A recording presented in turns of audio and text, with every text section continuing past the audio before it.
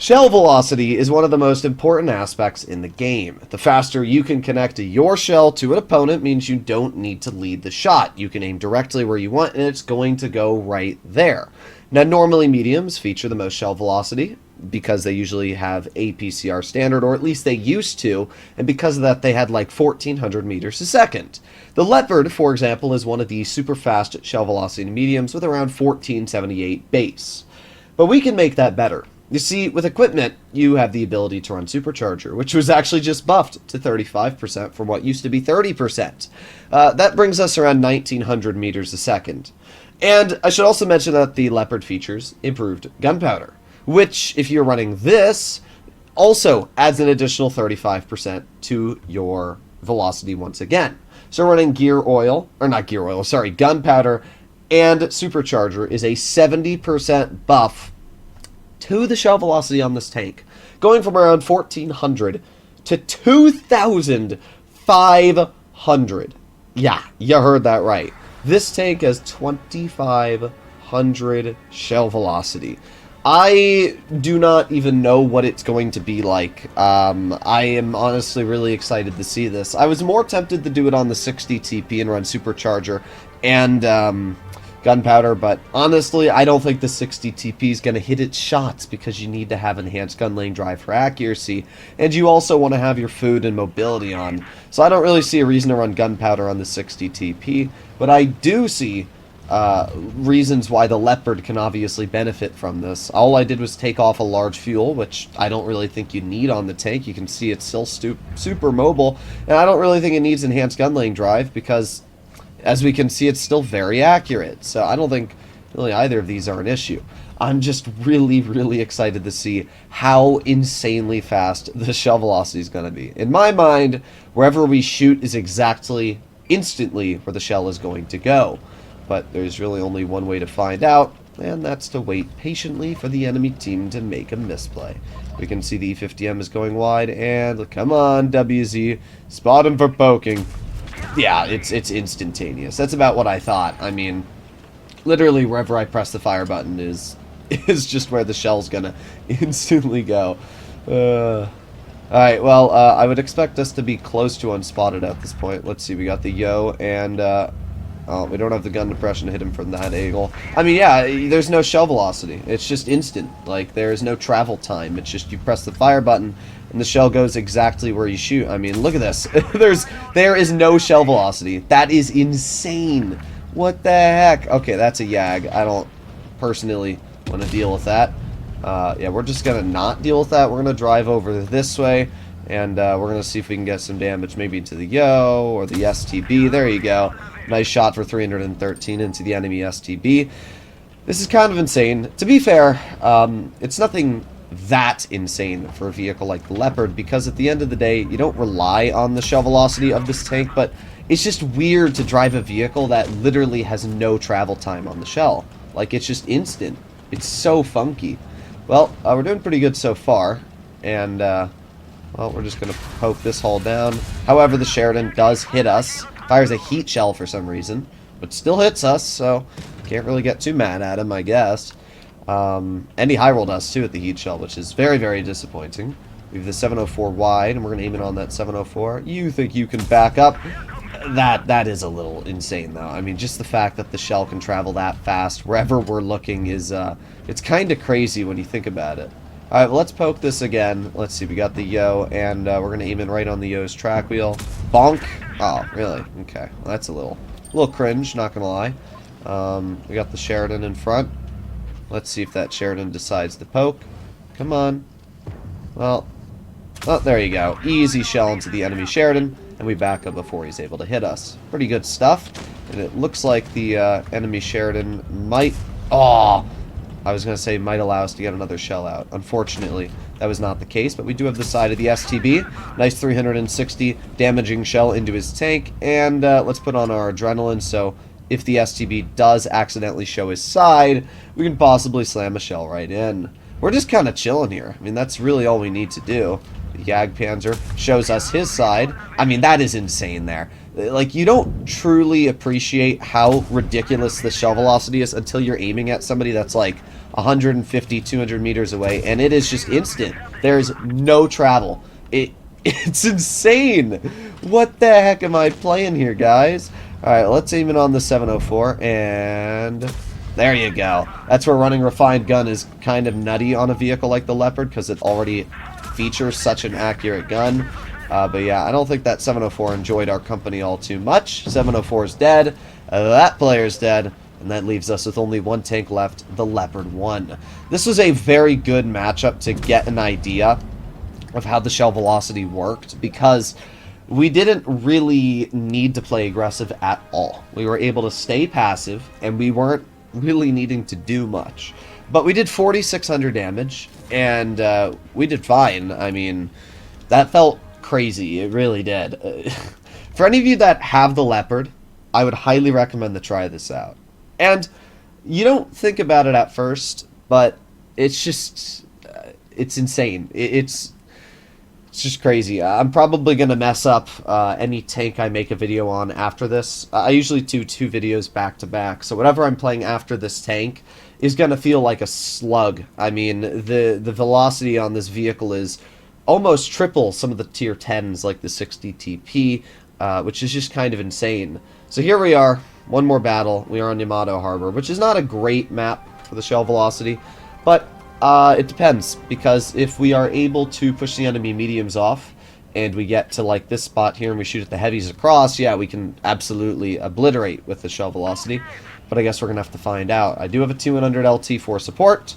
We are going to start off by making our way right into this bush here, and we're going to see what happens. So let's find out. I'm going to chill right here, and we're going to see if somebody decides to cross this.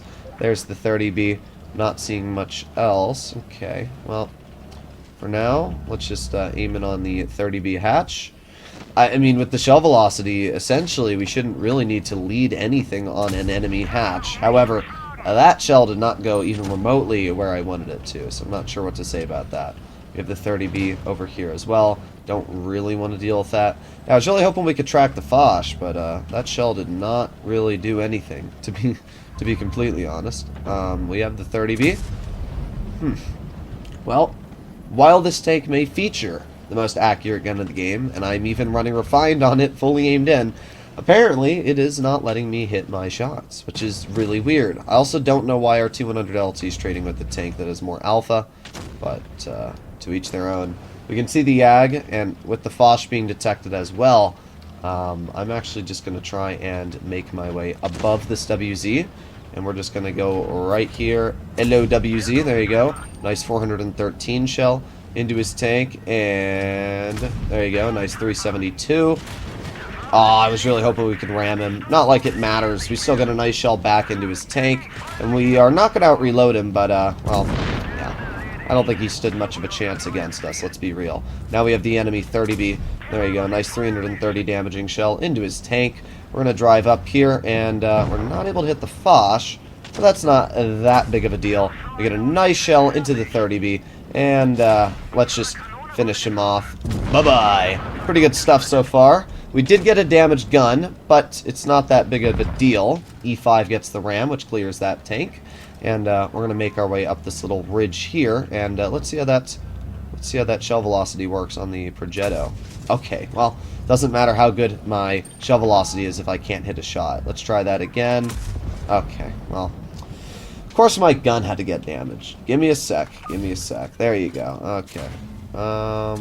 There you go. I mean, what the heck? That was instant. That was actually instant. That was probably 250, maybe 300 meters away, and we hit the side of that yo with zero lag whatsoever. Again, that is insane. There really is no tanks that can do that apart from the Leopard. That is absolutely incredible. Wow. I mean, this was a fun game. We didn't do anything incredible. We only did about 2,500 damage. We did a little bit of ramming, so maybe 2,700. We just didn't have the opportunity to get much more out, and because we had our gun damaged when we were trying to shoot across, we just didn't have the opportunity. But we did fine.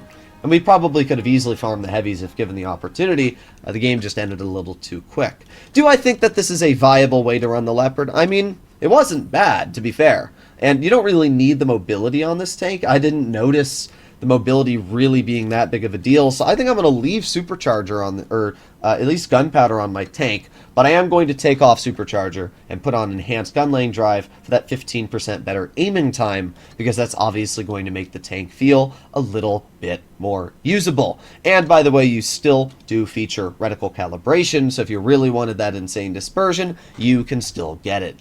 Overall, the Leopard one is just an amazing medium in general. Let's see what the aiming time feels like with Enhanced really quickly. I'm just interested to see how much better it might feel versus it would with double Supercharger. I want to see what the shell velocity difference feels like as well. So yeah, let's actually do 3 games today. Normally I don't do this, but it doesn't hurt. This isn't a great map for the Leopard, I'll definitely say that right now. I would ideally like to play the Leopard on more open map like Castilla, Canal, where you can use the mobility, you can use the tank's overall capabilities better, but oh well. Let's see what we have up against us. 50B, Boschation, 4202. Oh man, they got a lot of nasty tanks. Alright, well, we are going to start off by... Well, we're going to just go to the crossing overlook right here. This is a pretty good position to detect anything that's crossing and get a quick shell out. So as we can see, the Boschation gets tracked, and we get a shell on ourselves for 389, which is a pretty good bleed. Alright, well, the enemy is getting bled out quite a bit at this point. Let's see. I don't think they're going to try and cross that, so I'm going to do now. So I'm going to wait right here. We got the VZ. Nah, that's not able to hit. That's fine. Just stopping the enemy from making aggressive plays is honestly huge, and being able to do that will help out our team in the long run. Not able to hit the Boschation. Okay. The Leopard's got a weird gun, in my opinion, because it's very accurate, yet misses very easy shots. And it really shouldn't, but yeah, it kind of does. And it can make the tank a little bit irritating to drive at certain times. Now we can see that the enemy AMX 50B appeared like he was going to make his way wide over here. So I wonder if that's still going to be the case, and it is. There you go. But of course he stops, which means he does get a shell into us. Alright, well there's one shell into the 50B. He misses me. That's 2 shells, and oh, we got the Foch over here as well. Interesting. Alright, well, let's get a shell into the Foch. Nice 366. We got the 50B heading wide. Let's see if he's going to pop up here. Interesting. Okay, well, the Foch is not enjoying life right now, I can tell you that for a fact. Maybe, like, don't drive your tank there, dude. That's great. Alright, let's see. Is the 50B going to poke this? He shoots once. And I'm just going to help the 62 aim push this guy. I mean, there's really no downside. This 50B is screwed at this point. We are going to bonk him once right here. Let's shoot him in the track wheel. Even though we spin him out, he still manages to hit me, which is rather irritating. But it's not that big of a deal. Yeah, I mean, I can't really say there's honestly too much of a noticeable difference between enhanced and not enhanced because of the fact that refined gun is at play here. So honestly, I can't really say it's much of a change, if anything, at that. But we did alright. We did 2,900 damage this game. Again, there just wasn't much opportunity to deal damage here. It was an absolute steamroll.